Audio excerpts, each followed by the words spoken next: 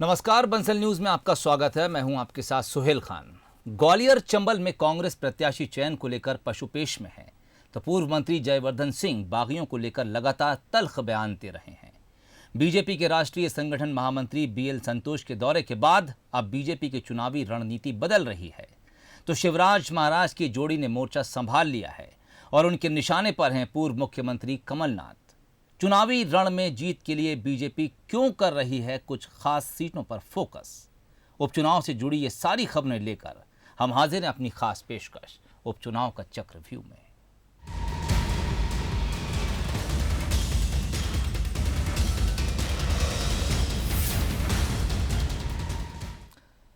मध्य प्रदेश में 27 सीटों पर होने वाले उपचुनाव में कांग्रेस और बीजेपी का पूरा फोकस ग्वालियर चंबल पर है। यहां की 16 सीटें दोनों दलों का सियासी भविष्य तय करेंगी।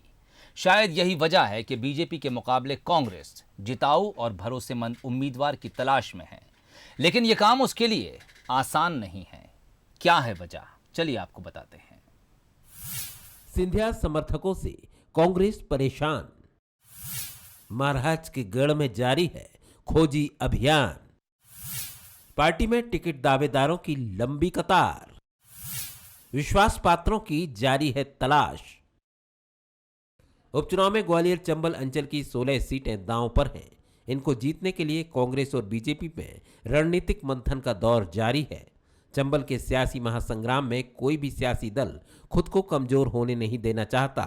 बीजेपी कांग्रेस में दल बदल की होड़ भी मची हुई है, लेकिन फिलहाल ज्यादा परेशानी में कांग्रेस दिखाई दे रही है। दरअसल अंचल में कई सिंधिया के धुर समर्थक कांग्रेस पार्टी में अभी भी काम कर रहे हैं।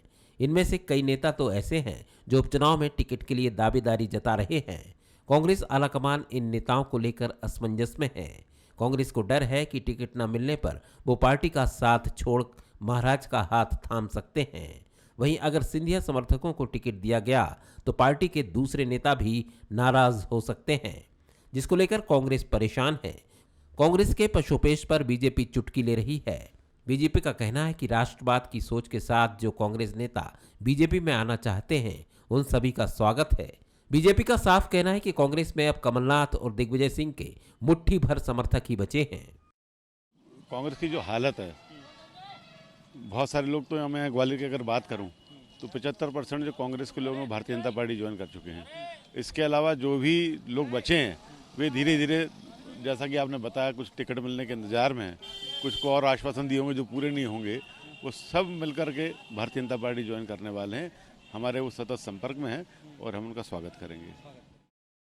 ग्वालियर चंबल में कांग्रेस में टिकट के कई दावेदार हैं, जिनमें केदार कंसाना, रश्मि पवार शर्मा, राष्ट्रीय सचिव मितेंद्र दर्शन सिंह, राकेश मवई, भानु प्रताप सिंह सिकरबार, पंकज उपाध्याय, मानवेंद्र सिंह सिकरबार, शकुंतला खटीक, योगेश करारे, एनपी शर्मा, प्रद्युमन वर्मा, विनोद धाकड़, सत्येंद्र सिंह तोमर जैसे नाम शामिल हैं। पशुपेश और टिकट दावेदारों को लेकर कांग्रेस का कहना है कि जिन लोगों की सिंधिया में आस्था थी वो पहले ही पार्टी छोड़कर जा चुके हैं। अब जो भी कार्यकर्ता पार्टी में है वो पूरी तरह निष्ठावान है और पूरी ईमानदारी से पार्टी के लिए काम कर रहे हैं। टिकट किसको मिलेगा इसका फैसला पार्टी करेगी, लेकिन इतना तय है कि अब कोई कहीं जाने वाला नहीं है। देखिए, पहले तो स्पष्ट रूप से ये समझने की ज़रूरत है कि आज जो भी कांग्रेस में है वो सैद्धांतिक तौर पे कांग्रेस के सिद्धांतों को मानने वाला व्यक्ति है, और जिस किसी का भी इंक्लिनेशन, झुकाव किसी नेता विशेष के साथ था और हर पार्टी में होता है, वो लोग चले गए उनके साथ। आज हम ये मानते हैं कि जो सैद्धांतिक कांग्रेसी है वही कांग्रेस में है, और मेरा स्पष्ट मानना है कि इस प्रकार का कांग्रेसी किसी भी परिस्थिति में ऐसा कोई भी कृत्य नहीं करेगा जिससे कि पार्टी को नुकसान हो या पार्टी के खिलाफ जाए। तो ये सिर्फ मुझे लगता है कि एक भाजपा की रचित दुर्भावना या कूट रचित अफवाह है जिसको वो फैलाकर कांग्रेस को नुकसान करना चाहते हैं, लेकिन वो इसमें कभी भी कामयाब नहीं हो पाएंगे।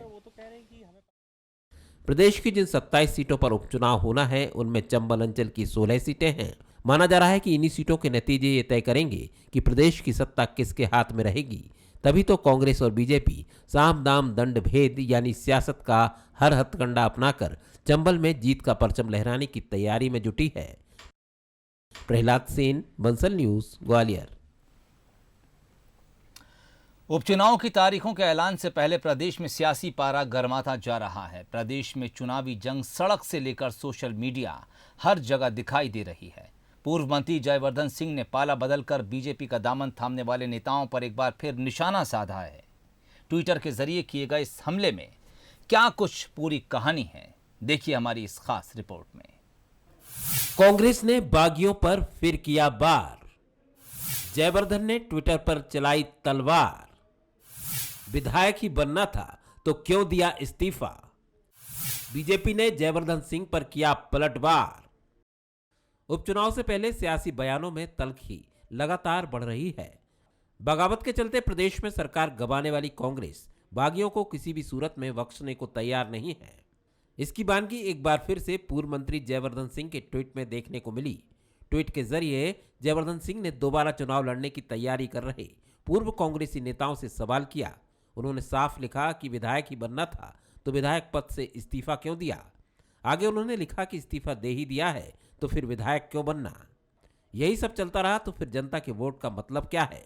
नोट लीजिए और पाला बदल लीजिए। कल तक तो जो बेईमान था आज वो आपके लिए राजा हरिश्चंद्र है। सही है, पैसा बोलता है। जयवर्धन सिंह के इस ट्वीट का कांग्रेस समर्थन कर रही है। पार्टी का कहना है कि उन्होंने जो लिखा वो 100% सच है। जो लोग मंत्री थे, यहाँ भी मंत्री थे, अगर सेवा करनी थी तो वहाँ जाके मंत्री काहे के लिए बन गए। आपने जो है अगर मंत्री से ज़्यादा तो कुछ बने नहीं तुम, तो ये जो है मंत्री बनने के लिए आपने क्यों सरकार गिरा दी। विधायक थे तो यहाँ भी विधायक थे तो वहाँ जाके फिर से विधायक बनने के लिए आप संघर्ष कर रहे हो, इसका औचित्य क्या है। और जो है अगर पैसे ही लेना थे तो पैसे ही लेकर अपने संतुष्ट रहो, फिर चुनाव क्यों लड़ रहे हो।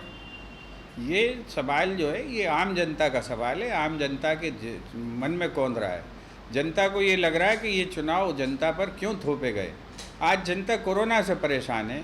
इस चुनाव के कारण हजारों निर्दोष लोग, गरीब लोग फिर से संक्रमित होंगे, उनके जीवन पर खतरा होगा और ये सारे खतरे थोपे भारतीय जनता पार्टी ने।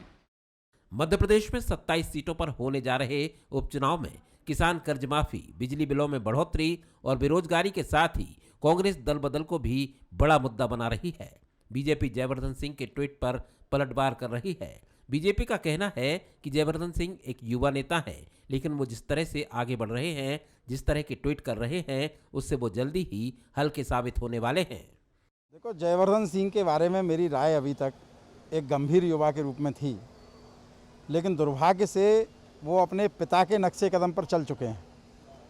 यह जानकर भी कि पिता ने इस प्रकार की ऊट पटांग बयानबाजी करके ही स्वयं की प्रासंगिकता को समाप्त किया है। उनका समय तो पूरा हो गया, लेकिन जयवर्धन सिंह भरी जवानी में हल्के साबित होंगे, ये बड़े दुख की बात है। चुनाव नजदीक आते ही प्रदेश में बीजेपी और कांग्रेस के नेता एक दूसरे के खिलाफ बयानों के बाण चला रहे हैं। वार पलटवार की इस जंग में एक्शन का रिएक्शन भी देखने को मिल रहा है। जयवर्धन सिंह और कांग्रेस के तेवर देखकर लग रहा है कि पार्टी दल बदल और बगावत को चुनाव में बड़ा मुद्दा बनाने से पीछे नहीं हटेगी। जुगल किशोर शर्मा के साथ बासु चौरे, बंसल न्यूज, भोपाल। मध्य प्रदेश के मिनी विधानसभा चुनाव माने जा रहे उपचुनाव को बीजेपी केंद्रीय हाईकमान गंभीरता से ले रहा है। इसी के चलते राष्ट्रीय संगठन महामंत्री बीएल संतोष ने अपने 2 दिवसीय प्रवास में पार्टी संगठन और सत्ता में कसावट पर जोर दिया। इतना ही नहीं, उन्होंने चुनावी रणनीति को भी बदलने पर जोर दिया है।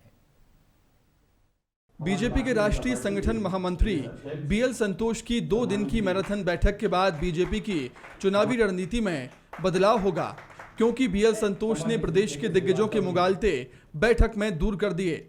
बीएल संतोष ने साफ कर दिया कि 27 की 27 सीटें जीतने के लिए काम करना है। दरअसल बीजेपी का एक धड़ा ये सोचकर बैठा था कि सरकार बचाने के लिए 10 सीटें ही चाहिए, इसलिए 27 सीटों पर इतनी मेहनत नहीं हो रही थी। तो कई वरिष्ठ विधायक भी ये सोच रहे थे कि कुछ मंत्री हारेंगे तो उनका भी मंत्री पद के लिए मौका लग सकता है। अब संगठन ने साफ कर दिया है कि मिशन 27 पर काम करना है, सरकार बचाने के लिए नहीं।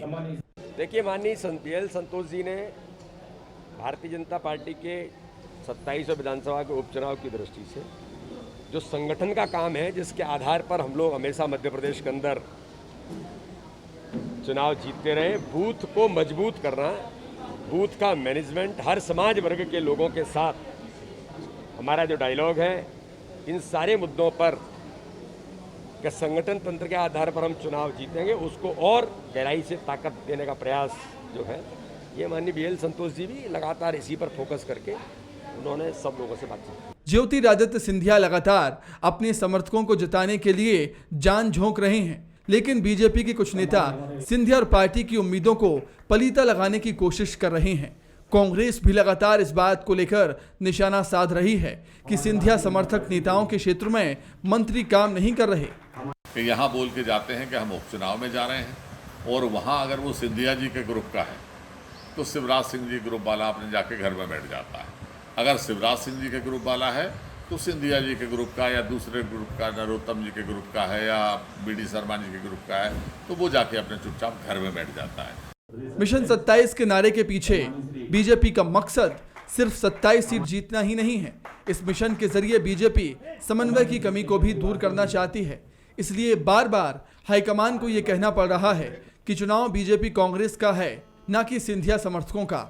BL संतोष ने भी मंत्रियों और पार्टी नेताओं को दो टूक संगठन की बात बताकर इसको साफ कर दिया है।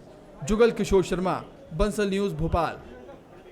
उपचुनाव को लेकर शिवराज महाराज की जोड़ी ने मैदान संभाल रखा है। दोनों ने चुनावी मैदान में उतरकर धुआंधार प्रचार शुरू कर दिया है। अपनी सभाओं में सिंधिया और शिवराज पूर्व मुख्यमंत्री कमलनाथ और कांग्रेस पर जमकर निशाना साध रहे हैं। प्रदेश में 27 सीटों पर होने वाले उपचुनाव को लेकर मुख्यमंत्री शिवराज सिंह चौहान और राज्यसभा सांसद ज्योतिरादित्य सिंधिया ने मैदान संभाल लिया है।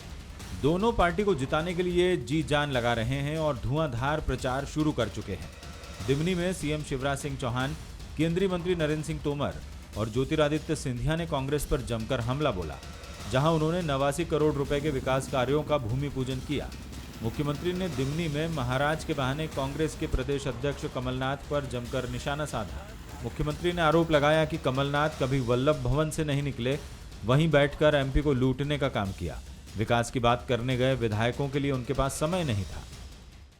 MLA के लिए टाइम नहीं, लेकिन कोई बड़ा ठेकेदार आ जाए, आ जाओ, ले आओ, लूट लिया पूरे बस्ते को। 2 आदमी बाहर बैठे रहते, सुबह लोग कहते हैं कि खाली बोरा लाते थे, शाम को भर के सिर के ले जाते थे। कमलनाथ, तुम कमलनाथ नहीं है, बोरा नाथ हो गए, बोरा नाथ।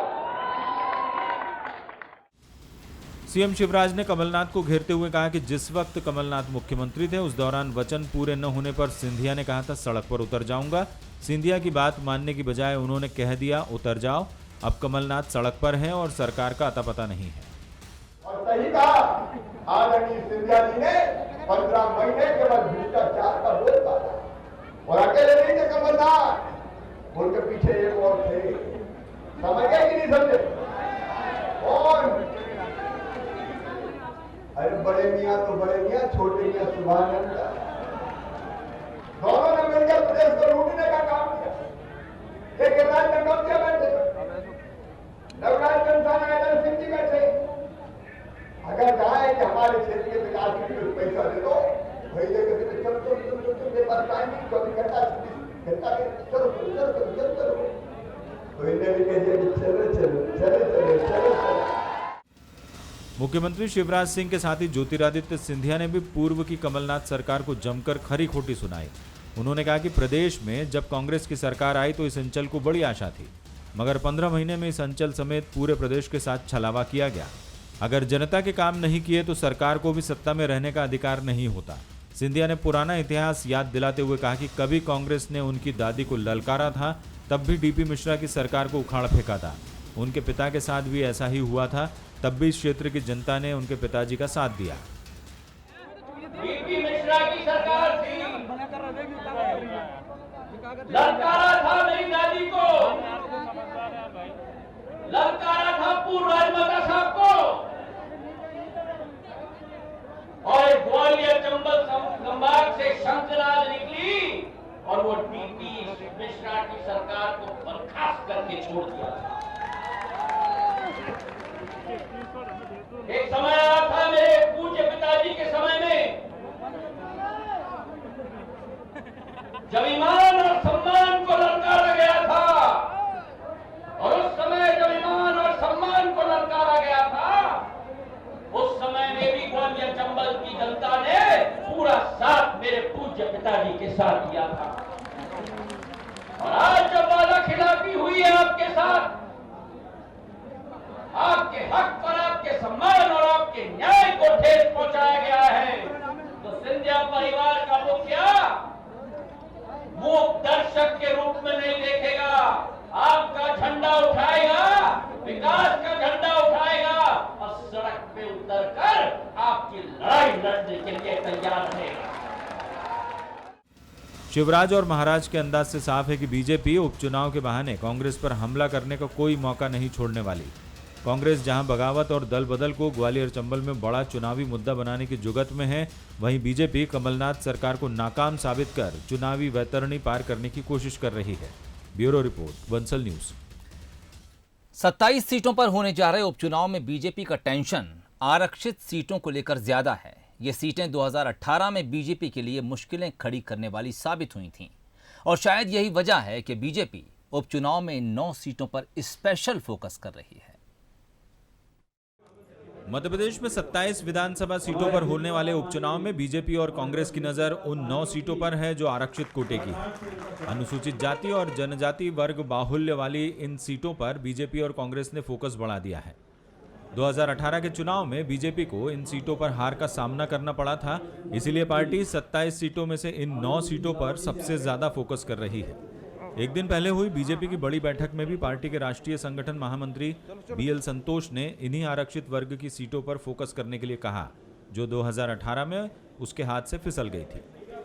बीजेपी नेता मानते हैं कि पिछली बार अनुसूचित जाति वर्ग के लिए आरक्षित इन सीटों पर नुकसान हुआ था, मगर इस बार ऐसा नहीं होगा और अनुसूचित जाति वर्ग का वोट बीजेपी के पक्ष में आएगा।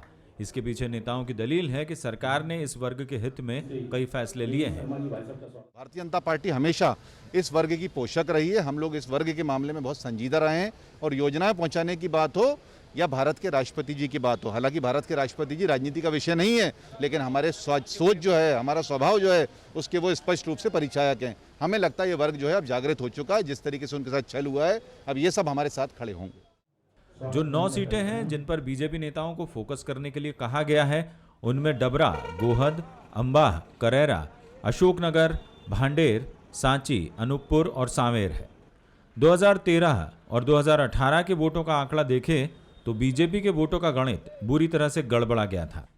2013 के चुनाव में गोहद विधानसभा सीट पर बीजेपी ने 19,814 वोटों से जीत दर्ज की थी, लेकिन 2018 के चुनाव में बीजेपी बुरी तरह से हारी और कांग्रेस ने 23,989 वोटों से जीत दर्ज की। अंबा की सीट बीजेपी पिछले 10 सालों से जीत नहीं पा रही है। 2013 के चुनाव में बीएसपी ने यहां से 11,228 वोटों से जीत दर्ज की थी और 2018 में कांग्रेस ने 7,547 वोटों से जीत दर्ज की। दूसरे नंबर पर निर्दलीय उम्मीदवार था। करेरा की बात की जाए तो यह सीट भी बीजेपी लगातार 10 सालों से हार रही है। 2013 में कांग्रेस ने 10,320 वोटों से यह सीट जीती थी और 2018 में 14,824 वोटों से।